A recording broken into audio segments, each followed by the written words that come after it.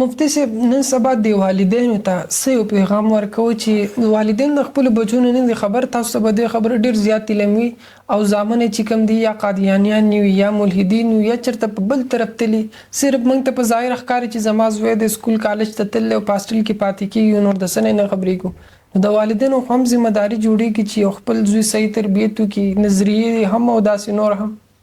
یره جی مونږ که د محمد رسول الله احادیثو مبارکو دروازه وټکو دغه محل ته ننوځو، نو په دې حوالې سره یو ډېر کلیر حدیث مبارکه ده چې د چا له الله اولاد ورکړي نو ښه نوم او ښه تربیت او بیا هغې له د فیملي دغه ملګري انتظام کول دغه بنیادي خبرې دي. نو په دې کې به د تربیت باندې هم د محمد رسول الله ډېر زور چې د ماشوم د بچي ښه تربیت وشي او ښه سوشل ورکر جوړ شي، اسلامیک مایند وي، خیرخواهي د وطن. نو زما دې حوالې سره هم زه دغه والدینو ته وایم چې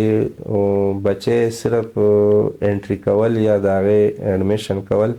دا صرف ستاسو ډیوټي نه ده، بلکې په هغې باندې چک ساتل، د هغې مانیټرینګ کول دا هم د والدینو اهمه ذمهواري ده. بلکې د یونیورسټۍ کالج نه راواله کمره روم سایډ باندې هم ته د بچي مانیټرینګ کې د هغې د یو سیکنډ مانیټرینګ چې دی نو دا په والدینو باندې ضروري دی بلکې لازمي دی، ځکه یو حدیث مبارک هم د نظر نه تیر شوی چې په آخرت کې به ډېر مور او پلار ځانه کلیر وي خو د خپلو بچو د لاسه به جهنم ته ځي، ځکه چې هغوی به دنیا کې داسې ژوند تیر کړی او دوی پې چک نه یې ساتلی. نو زما خپل نقطه نظر خو به سایډ ته کړو، خو اسلامیک پوینټ آف ویو څخه چې موږ وګورو